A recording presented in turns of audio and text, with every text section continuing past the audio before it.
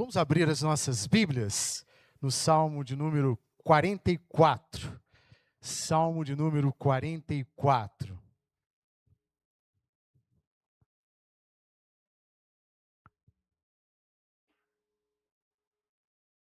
Salmo de número 44.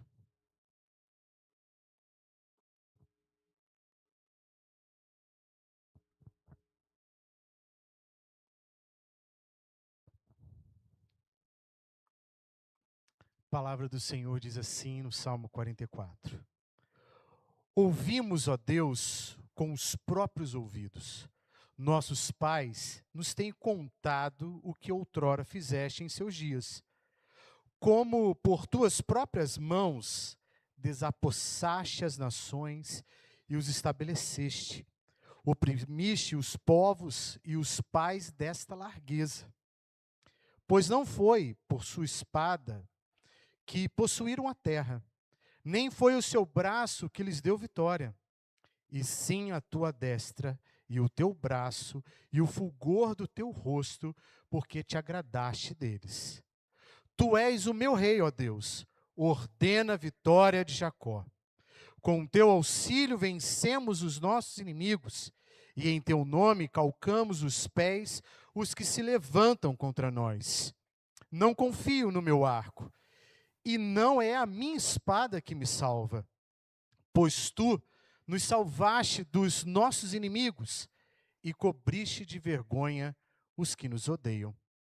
Em Deus nós nos temos gloriado continuamente, e para sempre louvaremos o teu nome.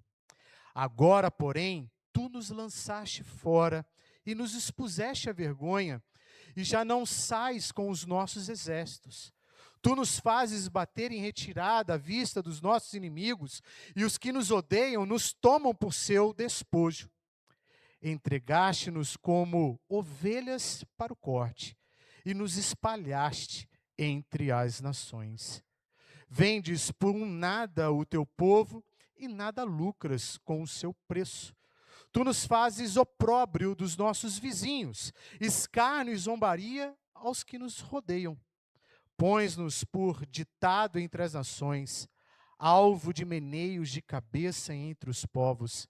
A minha ignomínia está sempre diante de mim, cobre-se de vergonha o meu rosto.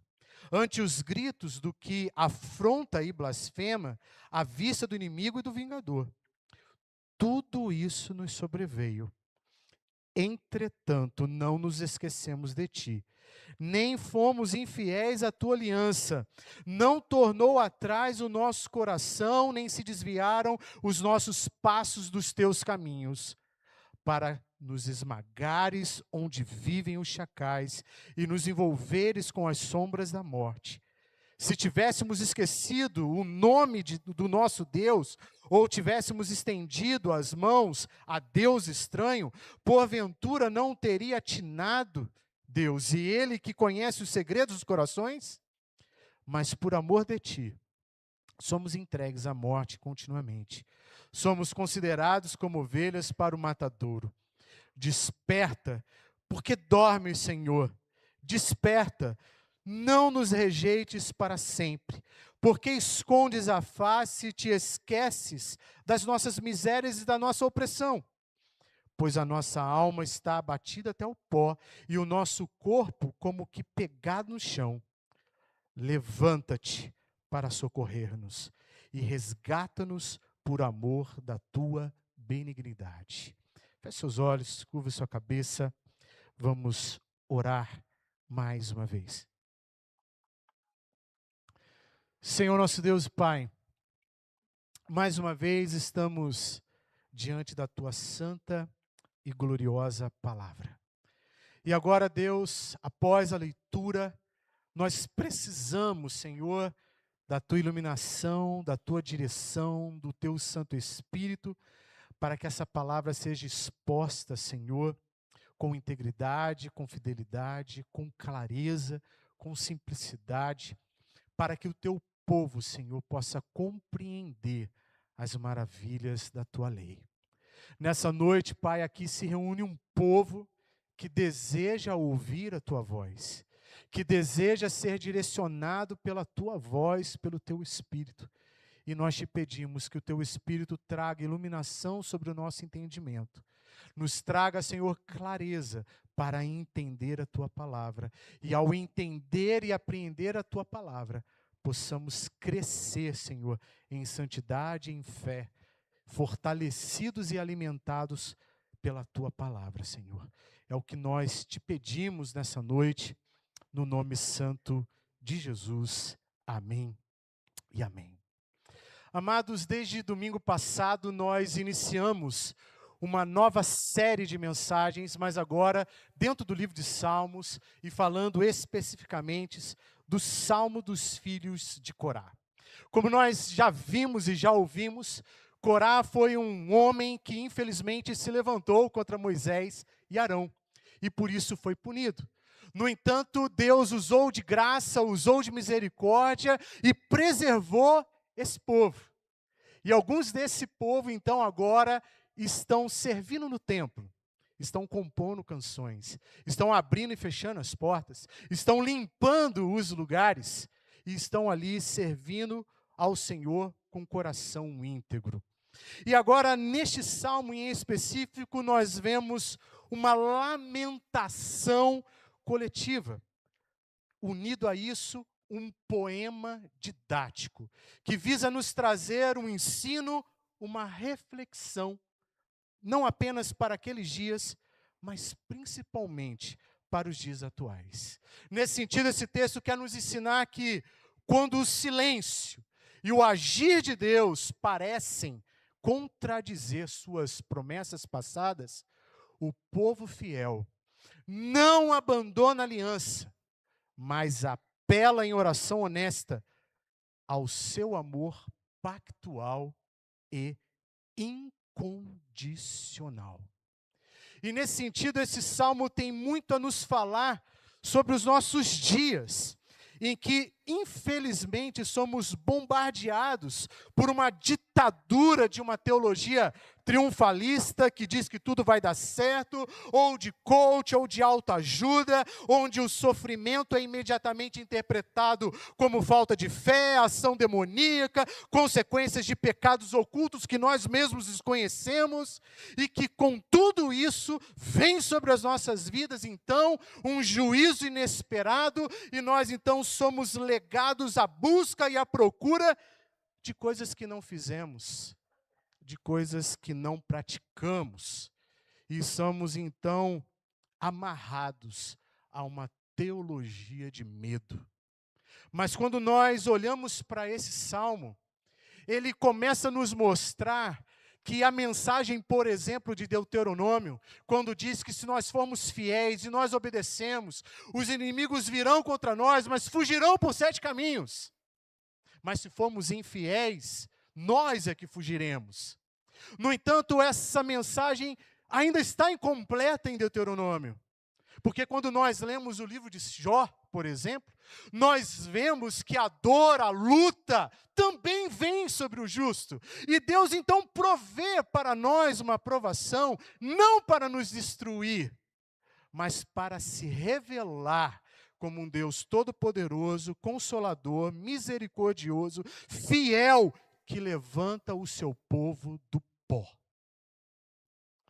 Nesse sentido, meu irmão, minha irmã, todos nós vamos enfrentar, infelizmente, negócios que vão falir, empregos que vão se perder, nós vamos enfrentar adoecimento de nossos filhos, nós vamos enfrentar também provações no nosso próprio ministério, mas tudo isso, Deus estará presente guiando o seu povo.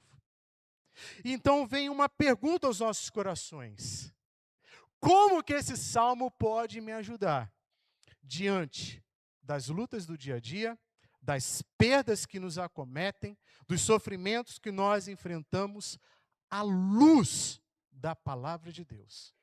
Porque guarde isso, nem todo sofrimento vem do mal.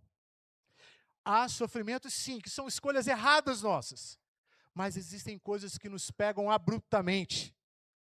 E nessas horas, nós devemos nos prostrar e, primeiramente, lembrar dos grandes feitos do Senhor. Segundo, sim, lamentar a dor presente, derramando o coração diante de Deus. Declarar nossa fidelidade ao Senhor e clamar única e exclusivamente a Ele por socorro. Nesse sentido, então, o Salmo começa nos apresentando, do verso 1 ao verso 8, os grandes feitos de um passado glorioso. E o salmista tem todo um cuidado, e ele vai dizer que eles ouviram sobre esses grandes feitos. Ele vai dizer, ouvimos, ó Deus, com os próprios ouvidos dos nossos pais. Eles nos têm contado o que outrora fizeste em seus dias. O salmista agora começa a apelar para a história. Ele começa a trazer à memória aquilo que lhe pode dar esperança, como diz Jeremias em Lamentações 3. Ele quer agora alimentar e fortalecer a sua alma com os grandes feitos do passado. E ele vai dizer mais, sabemos, Senhor, que as nossas mãos não fizeram isso. Olha o verso 3. Pois não foi por sua espada que possuíram a terra, nem por seu braço que lhes deu vitória, e sim a tua destra, e o teu braço, e o fulgor do teu rosto, porque te agradaste deles. O salmista está trazendo agora à memória um tempo em que ele está ouvindo aquilo que Deus fez no passado, das grandes libertações, dos grandes sinais, das maravilhas, e agora ele está olhando para o seu presente dizendo, Senhor, onde que o Senhor está? Parece que está tudo distante. Parece que o Senhor não age mais como antigamente. E começa então uma dor surgindo no coração desse salmista. Mas antes disso ele começa a dizer então, mas nós reconhecemos que o Senhor nos salvou e fez coisas tremendas.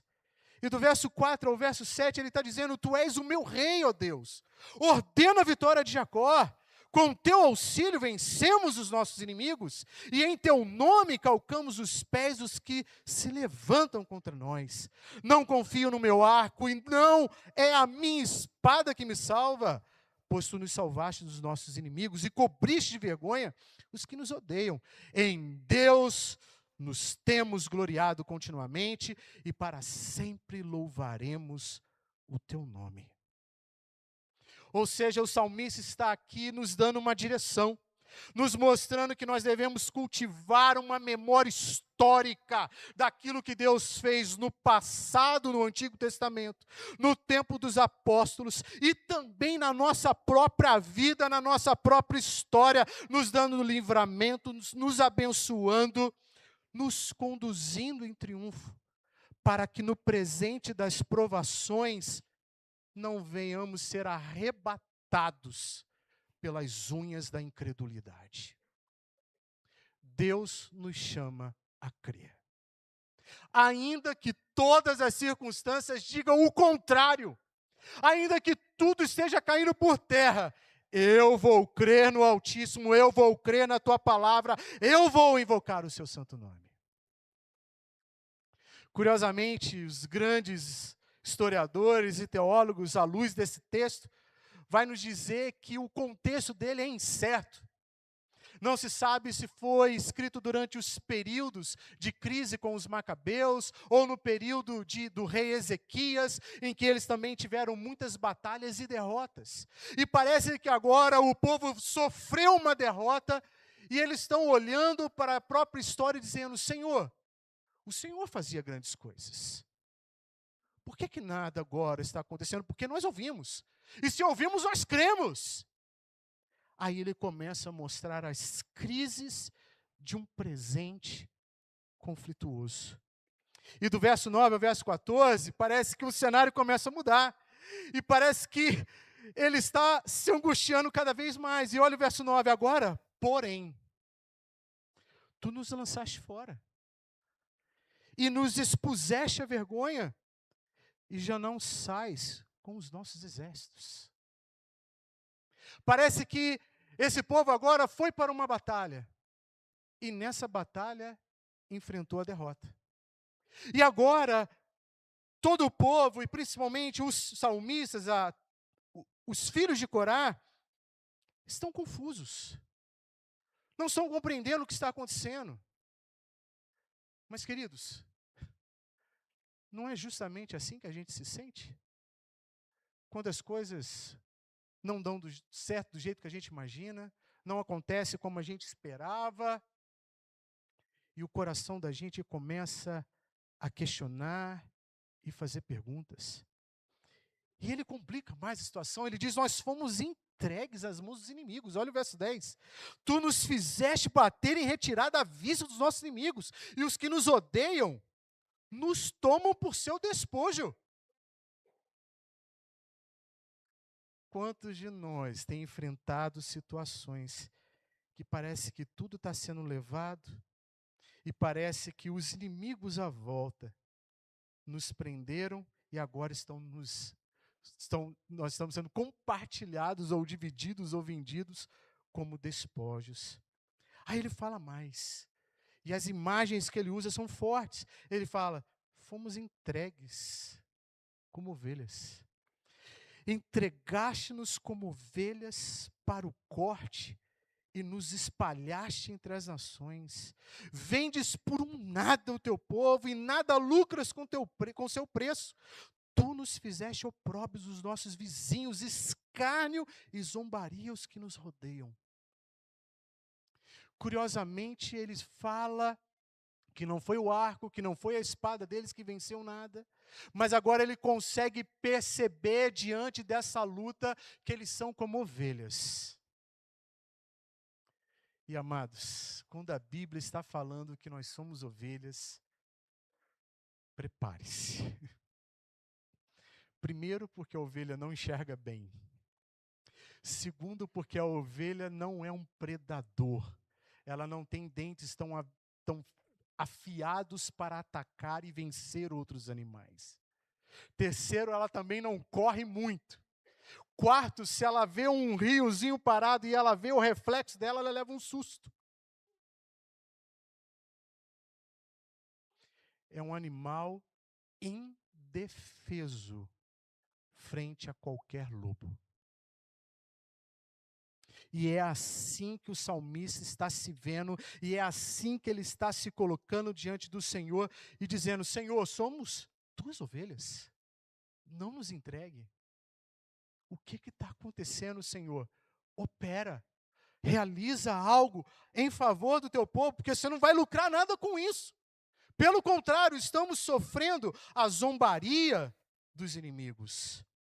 E ele diz, somos motivos de chacota. Olha o verso 14 e 16.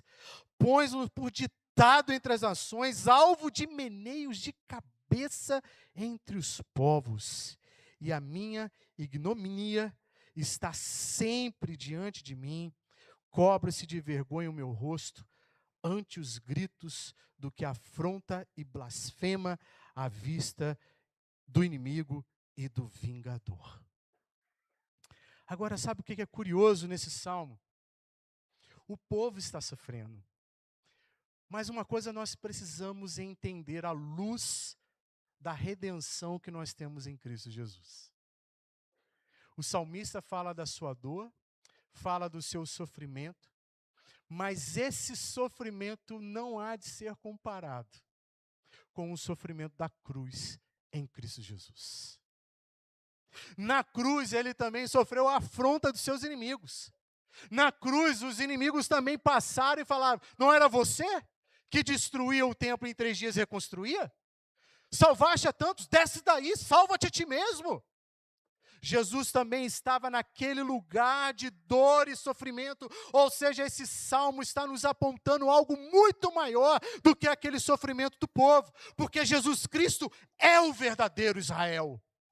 É nele que se cumpre todo o sofrimento. É nele que se cumpre o papel de servo sofredor. Ou seja, Jesus viveu o ápice do Salmo 44. Ele foi o único perfeitamente fiel à aliança, sem pecado, sem falsidade, sem engano, e voluntariamente se entregou como ovelha para o matadouro. A grande verdade é que a esperança do salmista ainda não estava completa, porém a da igreja está. A da igreja está completa porque Cristo é a nossa verdadeira esperança. A esperança não está nesse mundo, a nossa esperança não está no sucesso, a nossa esperança não está na conta bancária, a nossa esperança não está nos investimentos que temos, nem no salário que ganhamos, nem na posição que temos neste mundo, mas única e exclusivamente em Cristo. Nesse sentido, meus irmãos, nós temos algumas aplicações importantes aqui para nós. Se o salmista está indo para o passado e lembrando do que ouviu, e agora no presente ele está em crise dizendo, eu estou sofrendo. A igreja deve ser o melhor espaço para que pessoas lamentem, chorem e falem das suas lutas, sem julgamentos. Porque, infelizmente, a teologia triunfalista falsa tem feito dos crentes arrogantes, que não falam das suas dores, não falam das suas lutas, têm dificuldade em falar das suas próprias limitações, porque o mundo corporativo ensina o quê? Que você tem que ser o mais forte, que você tem que aparentar ser o mais que vencedor. Mas fato é que a igreja já é mais do que vencedora em Cristo Jesus. Isso não quer dizer que não enfrentaremos dores. Enfrentaremos, irmãos. Sabe, nossa igreja, nesses últimos 2 meses, nós estamos passando por uma onda de luto. 6 famílias enlutadas, perdendo entes queridos. E com certeza, quando a gente perde entes queridos, a gente sofre. A gente se pergunta, por que assim tão rápido? Por que assim abruptamente? Onde estava Deus? Por que as portas não se abriram? Por que aquele médico não atendeu? Parece que as coisas perderam o controle, né? Ou saíram do controle de Deus. Mas não saiu. Deus tem um caminho no meio da tormenta. Deus tem o seu Espírito para nos consolar e fortalecer. Saindo do que ele ouviu, de um passado glorioso, passando agora pela crise no presente, por que isso está acontecendo, eu não estou entendendo, por que estamos sendo entregues. Aí parece que o salmista levanta a cabeça. E é o que acontece conosco, irmãos, quando a gente chora diante do Altíssimo. Quando a gente abre o coração diante de Deus. Perceba que vários salmos, o salmista começa mal, choramingando, falando do seu coração, e de repente ele levanta. Porque o Espírito Santo age em nossas vidas.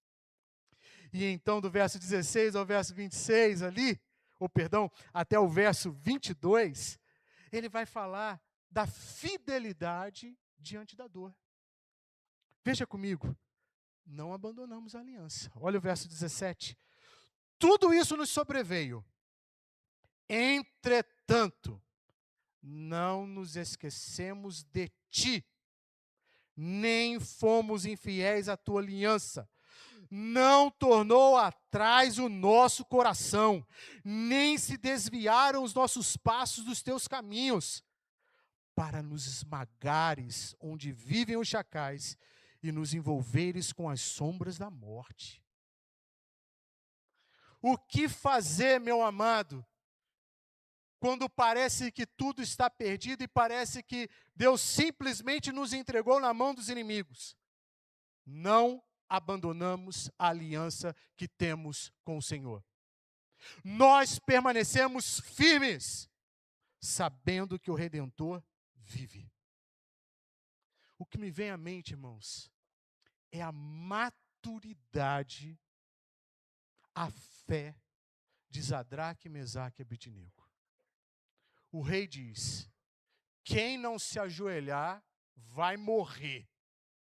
Quem não adorar a imagem que nós construímos vai morrer. Tocaram instrumentos. Sadraque, Mesaque e Abednego ficaram de pé. O rei olhou, Nabucodonosor olha e fala, peraí, eu acho que vocês não entenderam. Eu vou tocar de novo. Se vocês não ajoelharem, vão ser lançados. Encurtando aqui para nós, Sadraque, Mesaque e Abednego tem uma palavra para Nabucodonosor poderosa. Se o Senhor quiser nos entregar nas tuas mãos, que Ele nos entregue. Mas nós não adoraremos outro Deus.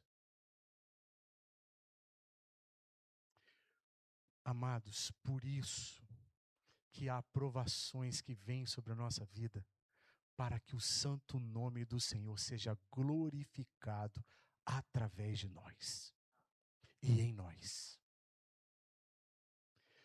Sadraque, Mesaque e Abednego poderiam estar ali pensando assim, nossa, Deus nos entregou, eita Deus ruim, né? Masoquista, só quer o sofrimento da gente. Mal sabiam eles que a glória de Deus se manifestaria e a Babilônia seria impactada pela presença de um quarto homem na fornalha. Às vezes, meus irmãos, Deus vai nos levar a certas situações para que o mundo veja este homem que está conosco, Jesus de Nazaré. Aí ele fala mais, olha o verso 20 e 21. Se tivéssemos esquecido o nome do nosso Deus, ou tivéssemos estendido as mãos a Deus estranho, porventura não os teria atinado Deus, Ele que conhece os segredos dos corações. Olha que curioso. Esses são filhos, são descendentes de um homem que lá atrás sofreu o juízo de Deus. Mas também de descendentes que experimentaram a santa misericórdia de Deus. E agora estão tendo a experiência de terem a sua fé provada. E uma vez que eles ouviram e conheceram o que Deus fez, eles estão falando aqui o que Pedro lá na frente vai dizer. Para onde iremos nós, se só tu tens as palavras de vida eterna? Aí, o verso 22 é tremendo, porque ele vai dizer, mas por amor de ti, somos entregues à morte continuamente, somos considerados como ovelhas para o matadouro. E aqui, meus amados, é o teste do silêncio, que revela os motivos ocultos da nossa adoração. Eu ouvi recentemente numa mensagem de um outro pastor, que as lutas e provações funcionam como um scanner, que simplesmente revela como que está a nossa maturidade, a nossa fé, a nossa santidade, a nossa segurança em Deus. E curiosamente, este versículo 22 é citado pelo apóstolo Paulo em Romanos 8. E lá em Romanos 8, verso 34 em diante, ele vai dizer assim, quem nos condenará? É Cristo Jesus quem morreu, ou antes, quem ressuscitou, o qual está à direita de Deus e também intercede por nós. Quem nos separará do amor de Cristo? Será tribulação? Ou angústia? Ou perseguição? Ou fome? Ou nudez? Ou perigo? Ou espada? E olha onde ele vai se inspirar. Como está escrito? Por amor de ti, somos entregues à morte o dia todo, fomos considerados como ovelhas para o matadouro. A esperança do salmista ali está em Deus, que ele ainda o ouvirá. Mas ainda não está completo, porque Jesus não tinha vindo ainda. Mas agora Paulo está falando da esperança que tomou forma, que andou entre eles e que ele viu no caminho de Damasco. Aí entra o verso 37. Em todas essas coisas, porém, somos mais que vencedores por meio daquele que nos amou.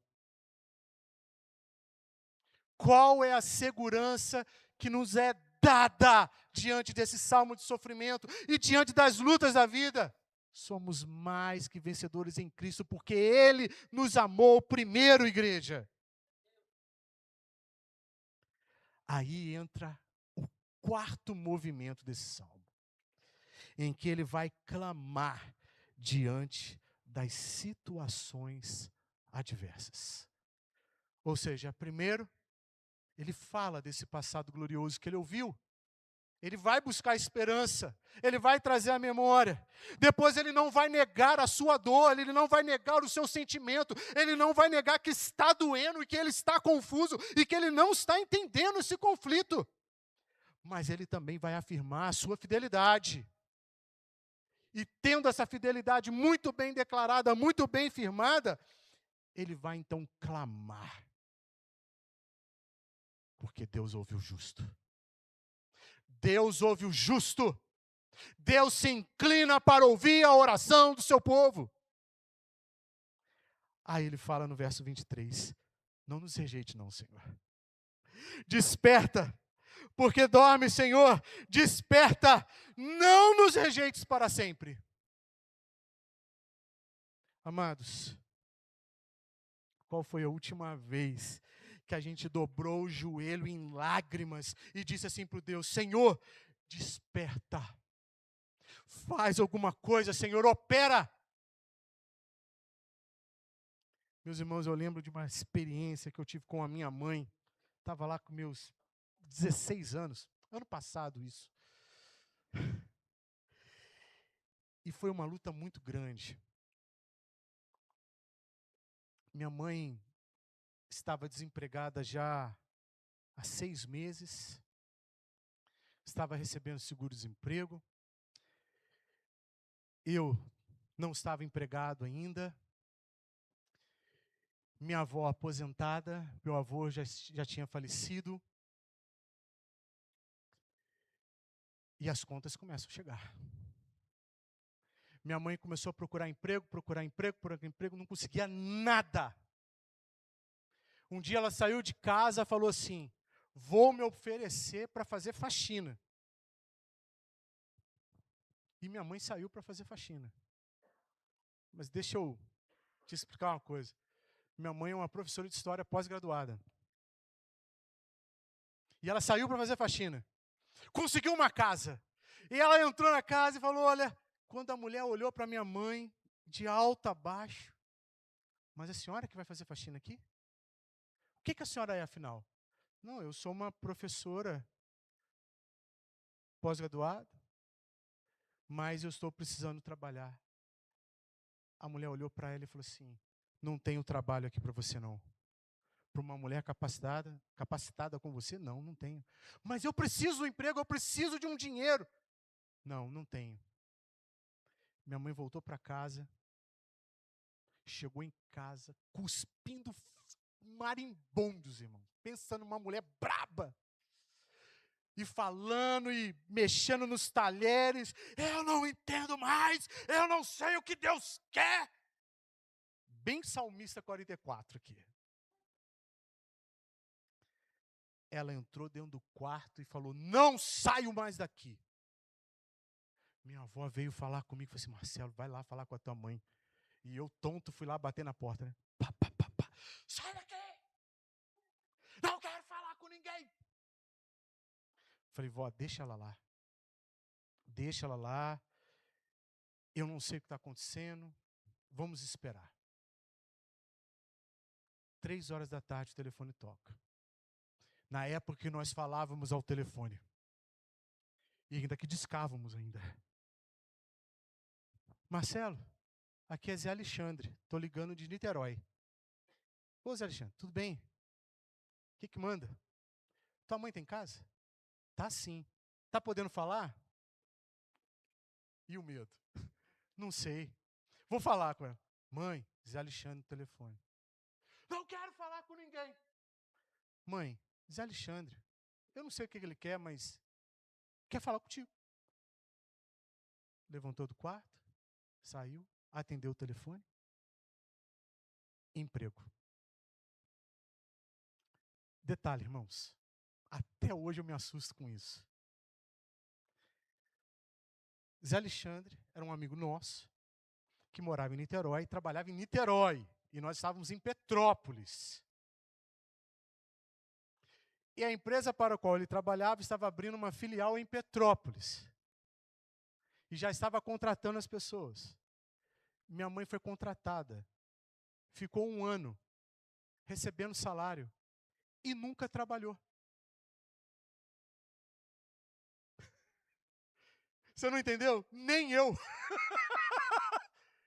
Ela foi contratada, teve carteira assinada, ó, nós vamos abrir filial. Minha mãe ligava, que dia que eu posso ir lá para o escritório? Não, fica tranquilo, vai lá, abre o escritório, vê se está tudo certo e volta para casa, porque a gente ainda está em negociações, sei lá, com a empresa tal, com a empresa tal.